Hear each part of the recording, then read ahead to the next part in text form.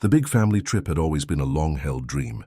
After years of trying to align schedules, finances, and expectations, we finally managed to book a whole week together in one of those destinations that seemed designed to heal any emotional wound. The atmosphere before departure was pure excitement. Suitcases unpacked, children running around the house, my mother giving exaggerated instructions, my brother assuring us it would be the best trip ever. It was as if, for a brief moment, all the tensions that usually surfaced at family gatherings had simply evaporated.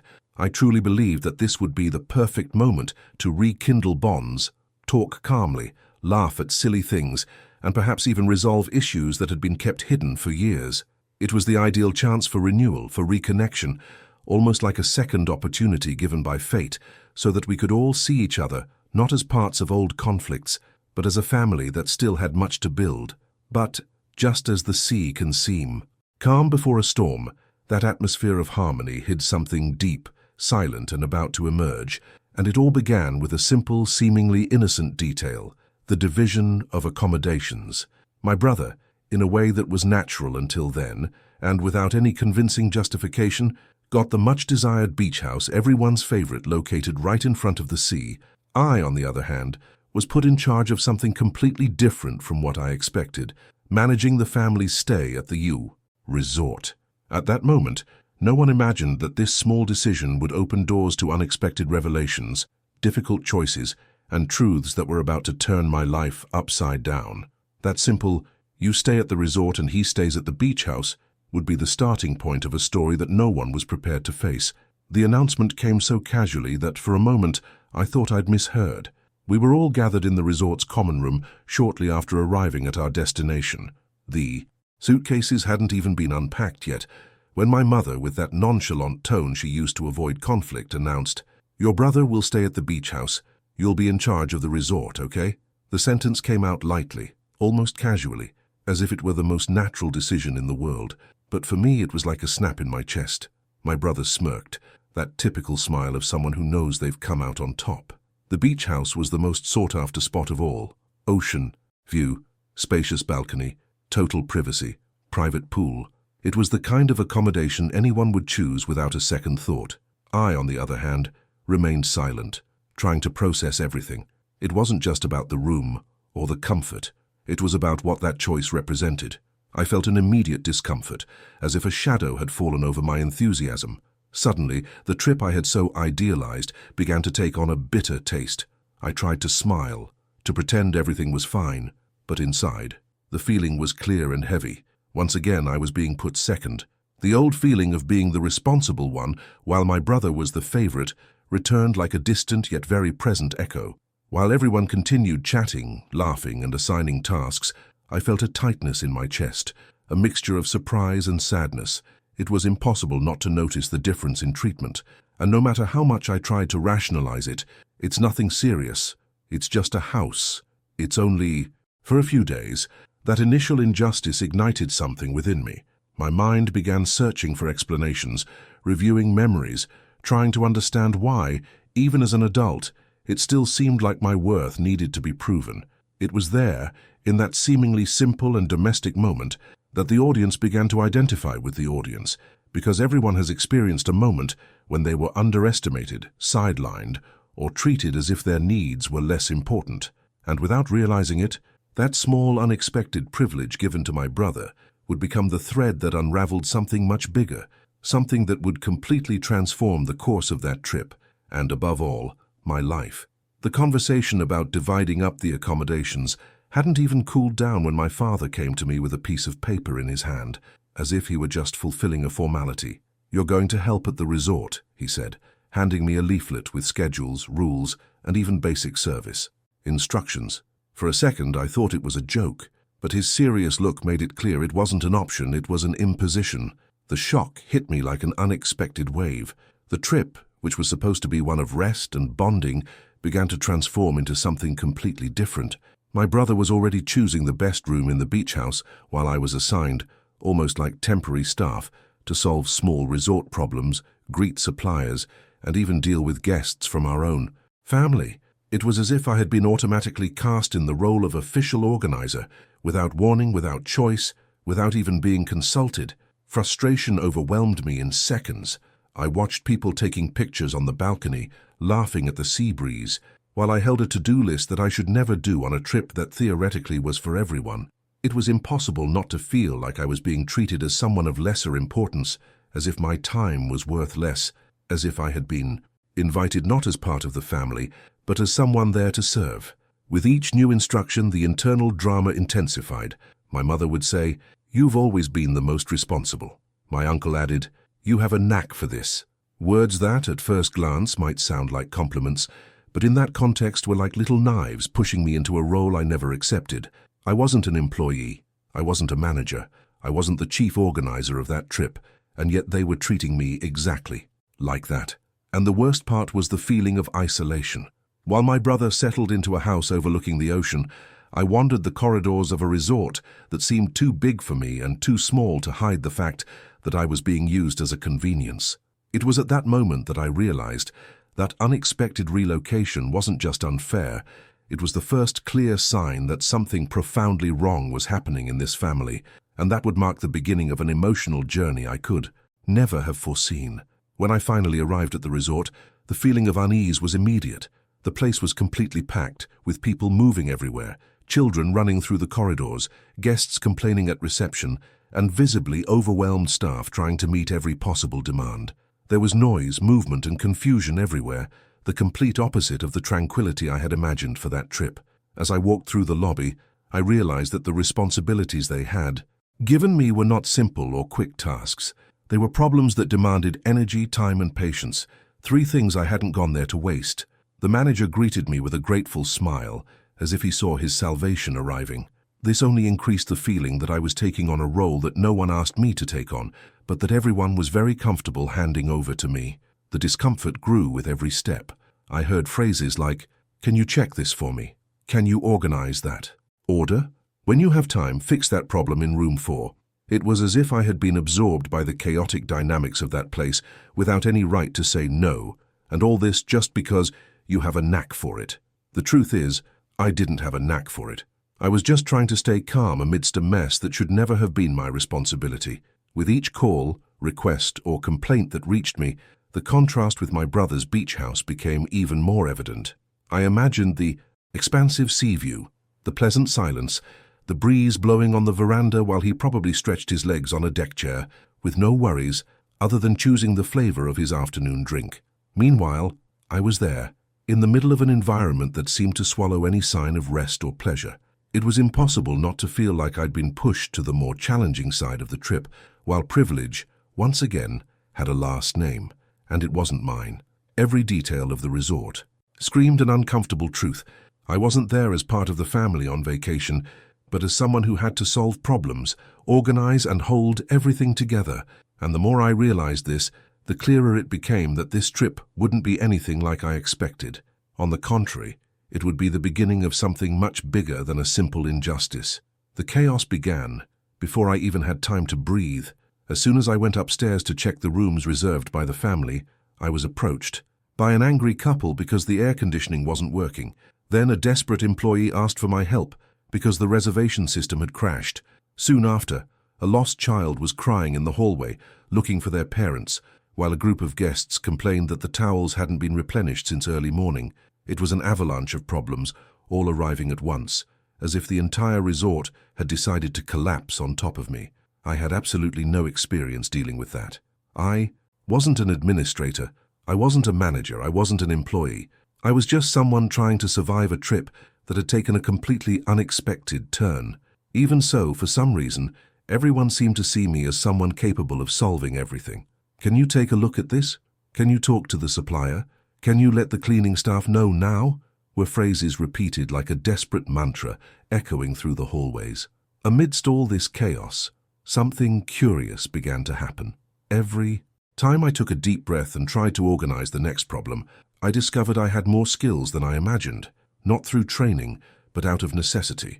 I improvised an air conditioning adjustment, calmed the irritated couple, found the parents of the lost child, managed to restart the reservation system with technical support, and even called the employees together to reorganize shift priorities. The pressure was immense, but as I dealt with each situation, I felt an unexpected strength. emerge. The maturity I thought I was still building was, in fact, already there, firm, present, in action. And while the entire resort pulled me from one side to the other, I realized that unlike what my family believed, I wasn't just the usual responsible one. I was competent. I could handle it. I could solve problems. And this created a profound and silent contrast with the beach house, where my brother, comfortable and carefree, lived his perfect version of a family vacation. It was as if, without realizing it, I was assuming a role of authority that no one had officially given me, but that everyone depended on to keep the resort running. And that's when I understood that that initial injustice wasn't just about favoritism, it was about underestimating who I really was. After hours of confusion, something inside me simply clicked. It wasn't planned, it wasn't sought, it was instinctive. I realized that if I kept just putting out isolated fires, the resort would never escape this chaos. So, for the first time since I arrived, I stopped in the middle of the hallway, took a deep breath, and decided I needed to take control of everything. Not because it was my role, but because without it, everything would only get worse. I started by calling the employees for a quick meeting in the lobby. At first, they looked at me as someone out of place, a visitor trying to give orders where he shouldn't. But as soon as I organized 3 clear instructions, cleaning by sector, immediate, technical support, and service ordered by priority, the atmosphere began to change. The team, exhausted and lost, seemed to have finally found a direction, and surprisingly, they started listening to me.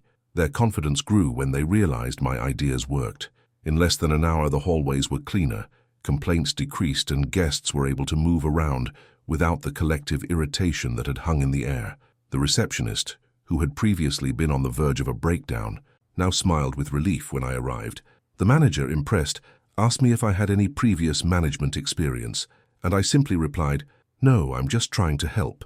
But the truth is, for the first time on that trip, I felt I had some control over what was happening around me. The resort, which had previously seemed like a chaotic monster ready to devour anyone, was now responding to organization. It was moving, it was functioning, it was flowing, and all this because I, who until then had been treated as someone unimportant, decided to assume a leadership role that no one expected. As employees began calling me by name and asking for my opinion before making decisions, something inside me changed. Each small victory, each problem solved, each genuine thank you reinforced the same truth. Perhaps I had been underestimated my whole life, not just by others, but even by myself. And there, in that resort I didn't want to be at, doing tasks I shouldn't be doing, I discovered I was capable of much more than I imagined.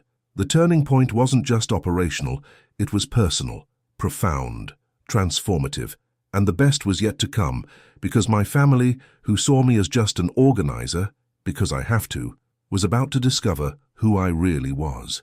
Late in the afternoon, when the resort finally seemed to breathe after hours of chaos, I heard a familiar murmur coming from the entrance.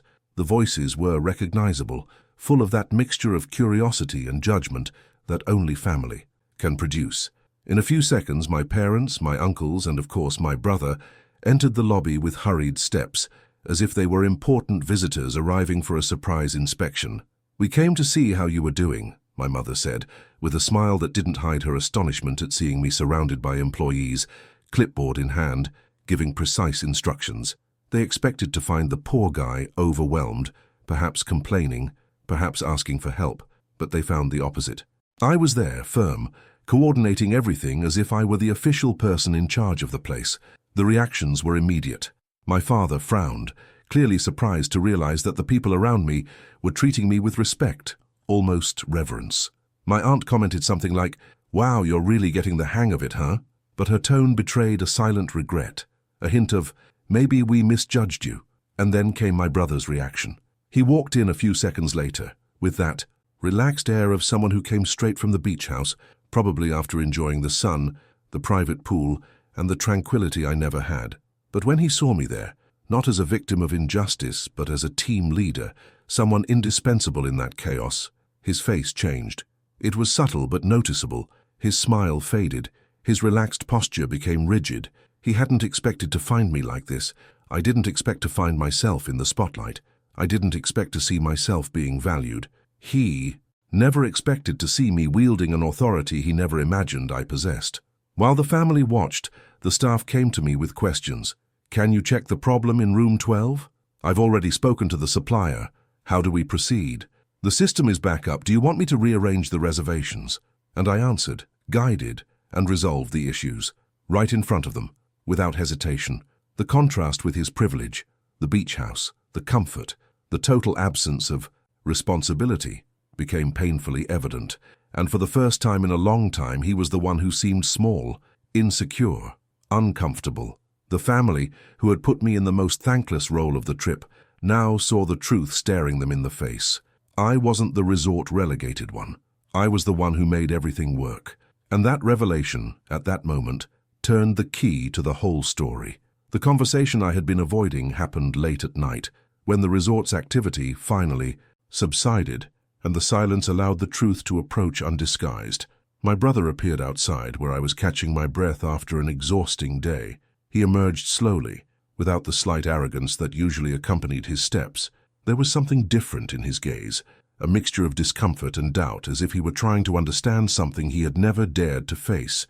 "Can I talk to you?" he asked hesitantly. I nodded, already knowing that this conversation was inevitable. He began by saying he had no idea the resort was so chaotic that he thought I was just helping, like doing him a favor. But his speech carried a veiled attempt to justify his own advantage, the beach house, the comfort, the lack of responsibilities.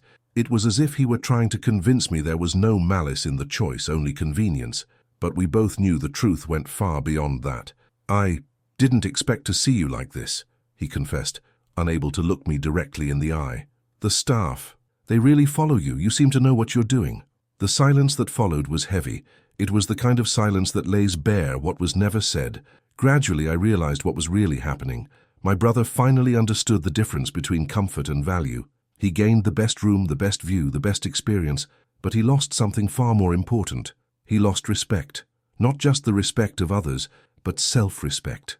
He saw for the first time that his privilege didn't make him admirable, just comfortable. And there, in that silent revelation, the real tension arose. "You were always responsible, but I never thought you were—" He paused, searching for the right word. "This important." It wasn't an apology, but it was the closest he could get to it. I, on the other hand, felt something I had never felt before. Independence. Not the physical independence of being far away, but the emotional independence. The kind that arises when you realize you don't need anyone's approval, not even your family's, to know who you are. I looked at him and replied calmly but firmly, "You won the beach house, but I won something else, something you could never give me." He looked up, confused. I gained what I always lacked, recognition. The weight of those words hung between us, and in that instant it became clear that, regardless of where each of us slept on that trip, the true division lay there. He with comfort, I with evolution.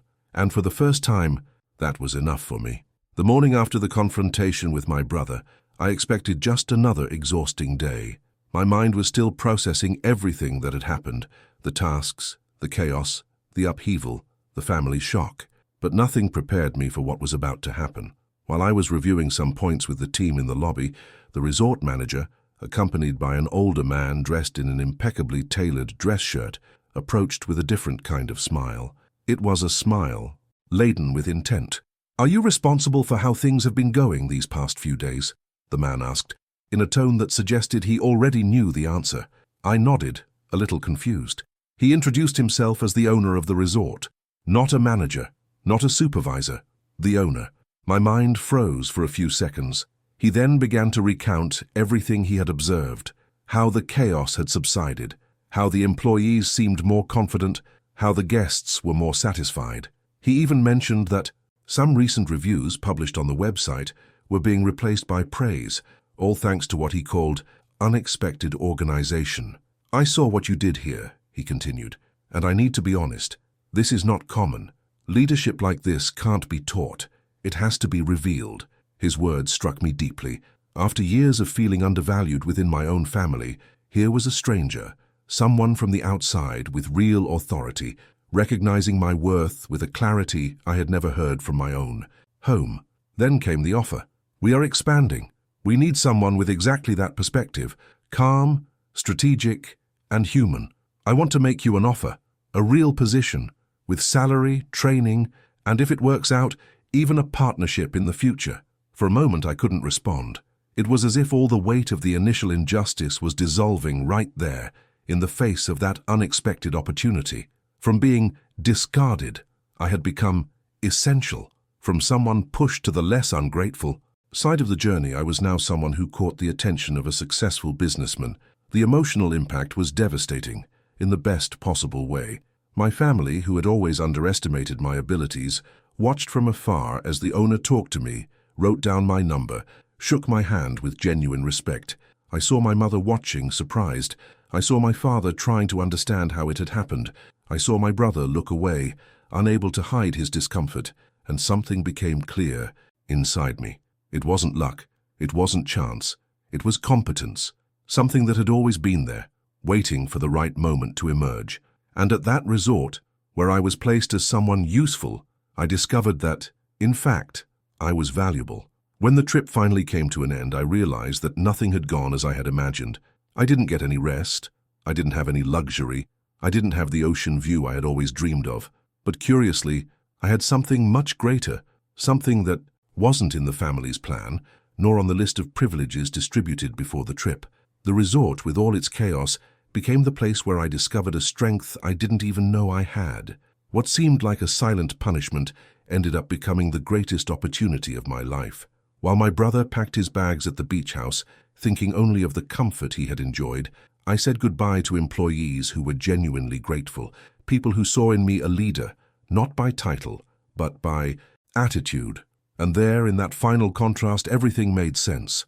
Sometimes what seems unfair at first is exactly what leads us down the right path. The most comfortable gift isn't always the most powerful. Sometimes discomfort is what awakens us. Looking at my family as we said goodbye, I realized that none of their choices determined my worth. Not the beach house, not the role they tried to impose on me, not the favoritism that always surrounded our decisions. My worth didn't come from where I slept, but from everything I was able to build when the world seemed to crumble. It came from my ability to transform chaos into order, rejection into purpose, underestimation into recognition. And it was with this understanding that the moral of the story solidified within me. Sometimes what seems like punishment is actually the door that leads us to where we should be. I wouldn't have received that offer, that respect, that self-confidence if I had remained in the shadow of comfortable privilege. What seemed like the worst part of the trip became the place that redefined my future. Life doesn't always give us what we want, but it always gives us what we need to discover who we truly are. Have you ever been in a situation where you were overlooked, but it ended up leading you to something much greater? Share your story in the comments and share this video with someone who needs a reminder of their own worth.